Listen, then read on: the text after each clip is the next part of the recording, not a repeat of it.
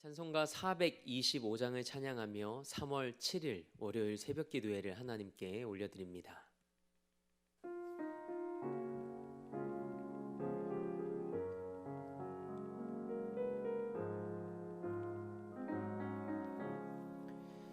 주님의 뜻을 이루소서.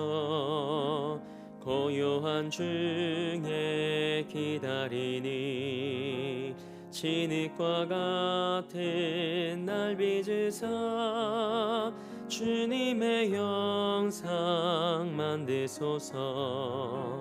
주님의 뜻을 이루소서. 주님 발 앞에 엎드리니 나의 맘속을 살피시사 눈보다 희게 하옵소서. 주님의 뜻을 이루소서. 병들어 몸이 피곤할 때 권능의 손을 내게 펴사 강건케 하여 주옵소서. 주님의 뜻을 이루소서. 온전히 나를 주장하사 주님과 함께 동행함을 만민이 알게 하옵소서.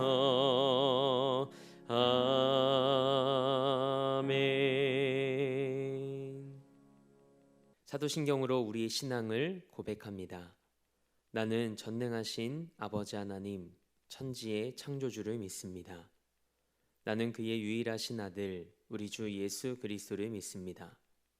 그는 성령으로 잉태되어 동정녀 마리에게서 나으시고 본디오 빌라도에게 고난을 받아 십자가에 못 박혀 죽으시고 장사된 지 사흘 만에 죽은 자 가운데서 다시 살아나셨으며 하늘에 오르시어 전능하신 아버지 하나님 우편에 앉아 계시다가 거기로부터 살아있는 자와 죽은 자를 심판하러 오십니다. 나는 성령을 믿으며 거룩한 공교회와 성도의 교제와 죄를 용서받는 것과 몸의 부활과 영생을 믿습니다. 아멘. 우리 찬송 542장 힘차게 박수하며 한 장 더 하나님 앞에 영광 올려드립니다.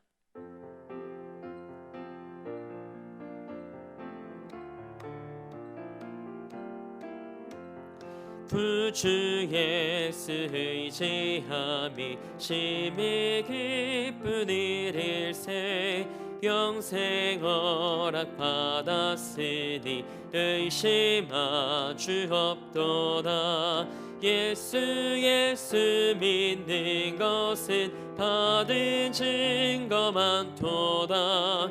예수 귀한 예수 믿음 더욱 주소서.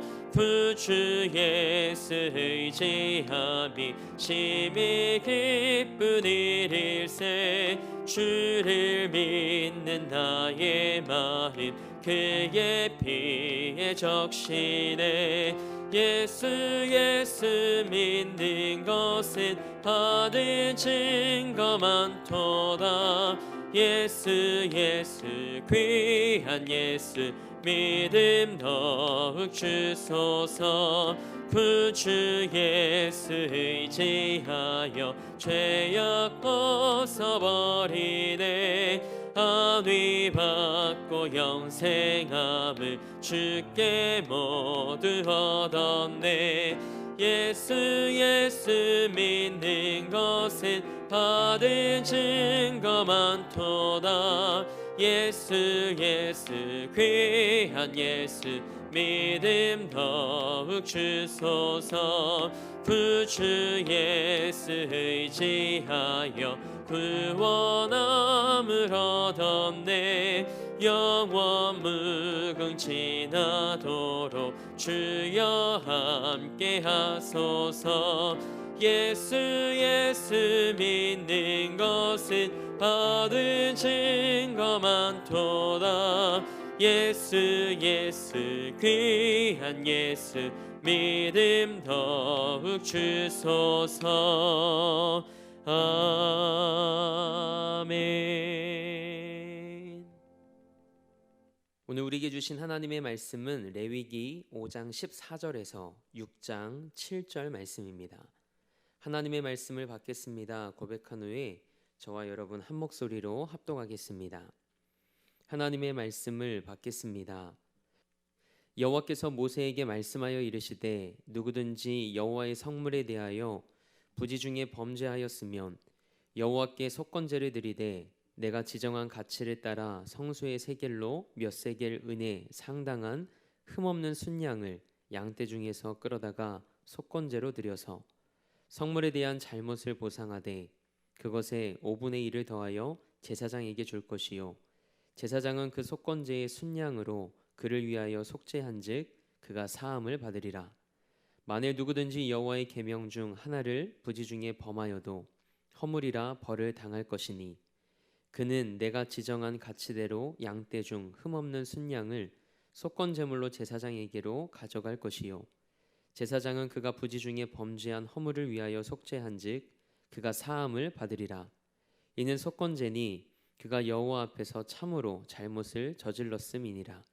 여호와께서 모세에게 말씀하여 이르시되 누구든지 여호와께 신실하지 못하여 범죄하되 곧 이웃이 맡긴 물건이나 전당물을 속이거나 도둑질하거나 착취하고도 사실을 부인하거나 남의 잃은 물건을 줍고도 사실을 부인하여 거짓 맹세하는 등 사람이 이 모든 일 중에 하나라도 행하여 범죄하면 이는 죄를 범하였고 죄가 있는 자니 그 훔친 것이나 착취한 것이나 맡은 것이나 잃은 물건을 주운 것이나 그 거짓 맹세한 모든 물건을 돌려보내되 곧 그 본래 물건의 5분의 1을 더하여 돌려보낼 것이니 그 죄가 드러나는 날에 그 임자에게 줄 것이요 그는 또 그 속건 제물을 여호와께 가져갈지니 곧 내가 지정한 가치대로 양떼 중 흠없는 순양을 속건 제물을 위하여 제사장에게로 끌고 갈 것이요 제사장은 여호와 앞에서 그를 위하여 속죄한즉 그는 무슨 허물이든지 사함을 받으리라. 아멘. 하나님의 말씀으로 새로운 하루를 여는 사랑하는 성도님들의 삶이 하나님과 그분의 말씀을 더욱 사랑하는 삶이 되길 주님의 이름으로 축복합니다. 오늘은 진정한 회개라는 말씀의 제목으로 하나님의 말씀 함께 나누기 원합니다. 우리는 종종 피해자와 가해자 사이의 갈등이 꽤 오랫동안 지속되는 경우를 봅니다.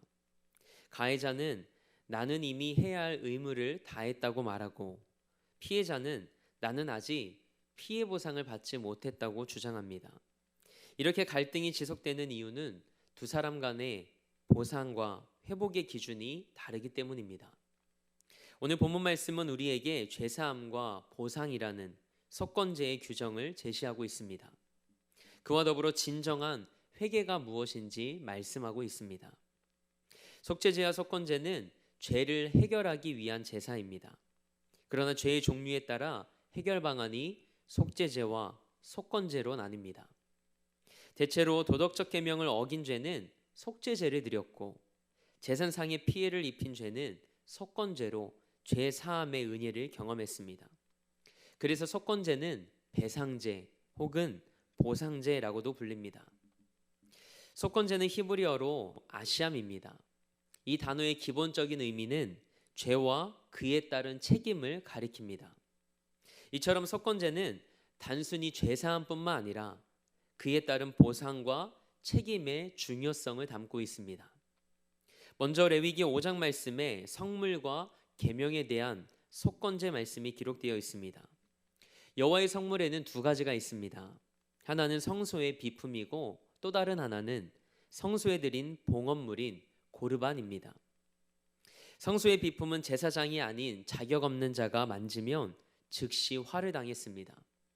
역대하 26장 16절에서 18절 말씀을 보면 우시야 왕이 손으로 향로를 잡고 분향하려다가 이마에 나병이 생겼습니다. 그래서 오늘 본문에 기록된 성물은 성소의 비품이라기보다는 봉헌물을 가리키는 것을 알 수 있습니다. 예를 들어 11조나 첫 열매, 가축의 첫 소생과 관련하여 부지 중에 죄를 범한 경우 속건제를 드려야 했습니다. 자신이 잘못 유용한 것을 정확히 계산해서 5분의 1을 더해 제사장에게 줘야 했고, 제사장은 순양으로 속건제를 드려 그 사람의 죄가 사함을 받도록 했습니다. 오늘날에는 성도들이 하나님께 예물을 드리는 객관적인 기준이 정해져 있지 않습니다. 하나님과의 1대1의 관계 속에서 각자가 마음에 정한 대로 예물을 드리죠. 그래서 마음으로 하나님께 약속하고도 지키지 못할 때가 있습니다. 사람들은 그 사실을 알 수 없지만 하나님은 우리의 생각을 아시고 우리의 마음을 감찰하시는 분이십니다. 그래서 사도 바울은 고린도후서 9장 7절 말씀에서 성도가 예물을 드릴 때 각각 그 마음에 정한 대로 인색함이나 억지로 하지 말라고 권면합니다. 구약 시대에는 성물이 따로 있었지만 오늘날 그리스도인들은 우리가 가진 모든 것이 하나님의 것임을 고백합니다. 여러분도 그러시죠? 그래서 하나님이 우리에게 선물로 주신 모든 것은 우리가 먹든지 마시든지 무엇을 하든지 하나님의 영광을 위하여 사용해야 하는 성물입니다. 하나님께서 오늘 내게 허락하신 모든 것을 은혜의 선물로 여기며 하나님 나라와 뜻을 위해 가치 있게 사용할 수 있길 축복합니다. 이어서 레위기 6장에 기록된 이웃에 대한 속건제 말씀입니다. 이웃의 재산에 피해를 입힌 죄에 대한 속건제 규정입니다. 이웃의 물건을 도둑질하거나 착취하거나 또 남이 잃은 물건을 줍고도 부인했다면 본래 물건의 5분의 1을 더해서 그 이웃에게 주고 속건제를 드려야 했습니다. 출애굽기 22장 1절 말씀 보면 속임수와 착취와 도둑질과 거짓 맹세 그리고 강탈 등의 죄를 지었다가 들키면 4배 혹은 5배로 갚아야 했습니다. 하지만 오늘 본문에 기록된 속건제의 경우는 잠깐 욕심에 눈이 멀어 죄를 지었다가 돌이켜 자신의 죄를 인정한 경우입니다. 그런데 이웃에게 잘못을 범한 사람은 이웃에게만 배상하는 것이 아니라 하나님께도 제물을 드려야 했습니다. 그 사람의 죄는 사람에게만 지은 것이 아니라 하나님께도 지은 것이기 때문입니다. 우리가 함께 읽었던 레위기 6장 2절 말씀을 함께 읽겠습니다. 누구든지 여호와께 신실하지 못하여 범죄하되. 아멘. 이웃에 대한 속건제 말씀인데 여호와께 신실하지 못하여 범한 죄라고 성경은 말하고 있습니다. 말씀대로라면 그리스도인인 우리가 사람들에게 범죄한 것은 하나님 앞에서 신실하지 못하기 때문이라는 말씀입니다. 이런 이유로 이웃에 대한 속건제를 드릴 때는 속건제를 드리기에 앞서서 원금의 5분의 1을 더해 그 주인에게 배상을 하고 하나님께 속건제를 드려야 했습니다.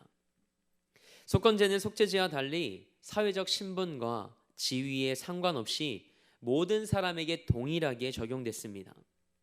어제 새벽에 함께 나눴던 것처럼 속죄제는 신분과 지위에 따라 속죄제물의 등급의 차이가 있었습니다.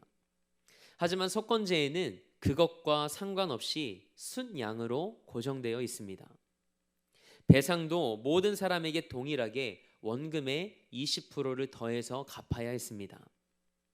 이것은 재산상의 피해가 공동체에 큰 균열을 발생시킬 수 있기에 가난한 사람에게도 이 배상을 완화하지 않고 하나님께서 엄격하게 정하신 겁니다. 성경은 우리가 하나님께 받은 것에 자족하지 않고 남의 것을 취해서라도 탐욕을 채우려는 시도를 조금도 허용하지 않습니다. 오늘 본문 말씀은 단순히 배상에서 끝나지 않습니다. 우리 삶의 참된 회개로 이어지길 원하는 하나님의 마음을 느낄 수 있습니다. 참된 회개가 무엇인지 묵상했던 적이 있습니다. 참된 회개란 자신의 삶을 뉘우치고 돌이켜 회개에 합당한 열매를 맺는 삶입니다. 그렇다면 하나님께도 용서를 받지만 자신이 죄를 지은 사람에게도 용서를 구해야 하지 않을까요? 이웃에게 해를 끼쳐놓고 이웃의 상한 마음을 풀어주려는 노력 없이 하나님께만 용서를 구하는 경우가 있습니다.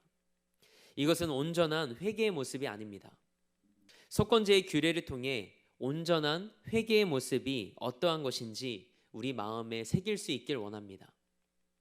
어떤 사람은 하나님으로부터 용서받았다고 하면서 피해를 입은 사람에게는 용서를 구하지 않습니다. 이 모습이 밀양이라는 영화에 그대로 담겨 있습니다.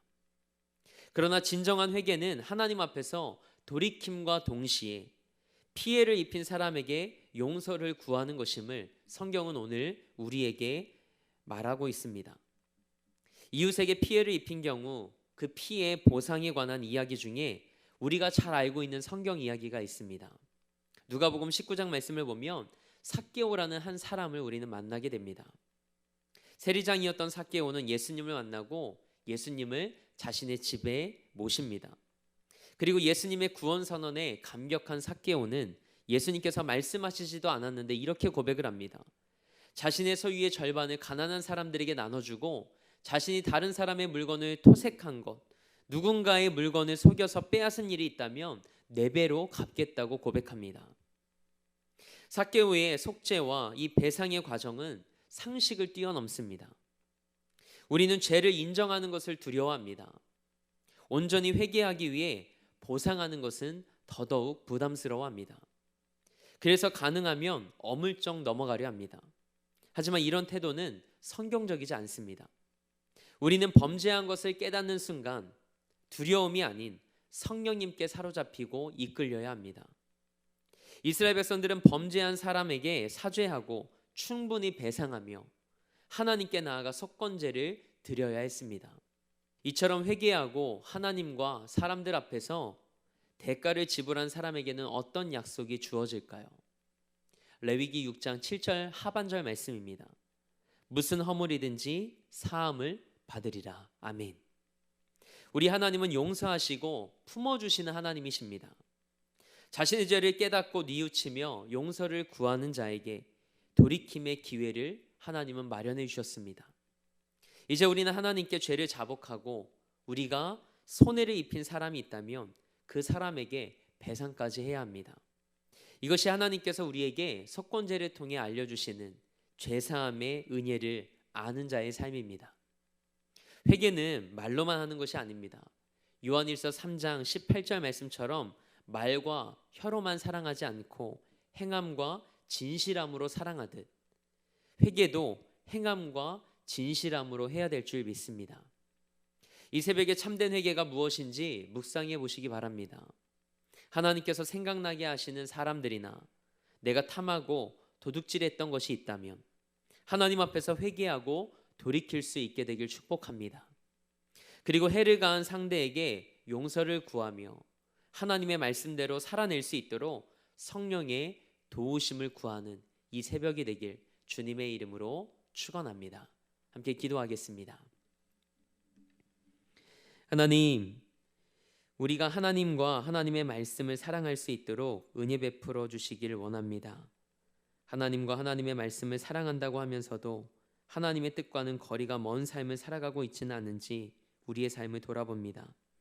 우리 안에 하나님을 향한 사랑이 회복되게 하시고 그 사랑으로 하나님의 말씀을 더욱 사랑하며 그 말씀에 기쁨으로 순종하는 우리 삶이 되게 하옵소서. 그래서 이 사순절 기간 동안 예수님의 삶과 그 십자가의 사랑을 깊이 묵상하며 우리 삶이 예수님을 더욱 닮아가는 은혜를 경험케 하옵소서. 이 새벽 우리 안에 회개의 영을 부어주시길 원합니다. 돌이켜 기꺼이 그 좁은 길을 걸어갈 수 있는 믿음을 우리에게 허락하여 주옵소서. 오늘 말씀을 통해 우리 자신의 믿음을 점검하고 돌아보며 참된 회개의 자리에 서는 하루 되게 하옵소서. 이 나라와 열방을 위해 기도합니다. 하나님께서 이 땅과 열방의 주인이심을 고백합니다. 하나님의 때에 하나님의 방법대로 이 땅을 새롭게 하시고 고쳐주옵소서. 특별히 우크라이나의 눈물과 아픔을 기억해 주시길 원합니다. 그들의 삶에 고통의 눈물이 사라지게 하시고 샬롬의 은혜를 허락하여 주옵소서. 우리 대림교회를 위해 기도합니다. 복음의 증인된 사명을 감당하는 교회, 다음 세대를 믿음으로 세워나가는 교회로 쓰임받게 하옵소서. 담임 목사님에게 성령의 능력과 하늘의 은혜를 덧입혀 주옵소서. 그리고 우리 사랑하는 성도들의 삶과 가정과 일터를 지켜주시고 성령의 충만함 속에 하나님의 영에 사로잡히는 삶이 되게 하옵소서. 오늘도 삶의 자리를 성전 삼아 미디어 예배로 이 하루를 시작합니다. 하나님의 살아계심과 말씀의 능력을 경험하는 하루 되게 하옵소서. 그렇게 일하실 하나님을 기대하며 우리 삶의 목적 되시고 이유 되신 우리 주 예수 그리스도의 이름으로 기도합니다. 아멘. 하늘에 계신 우리 아버지, 아버지의 이름을 거룩하게 하시며 아버지의 나라가 오게 하시며 아버지의 뜻이 하늘에서와 같이 땅에서도 이루어지게 하소서. 오늘 우리에게 일용할 양식을 주시고 우리가 우리에게 잘못한 사람을 용서하여 준 것 같이 우리 죄를 용서하여 주시고 우리를 시험에 빠지지 않게 하시고 악에서 구하소서. 나라와 권능과 영광이 영원히 아버지의 것입니다. 아멘.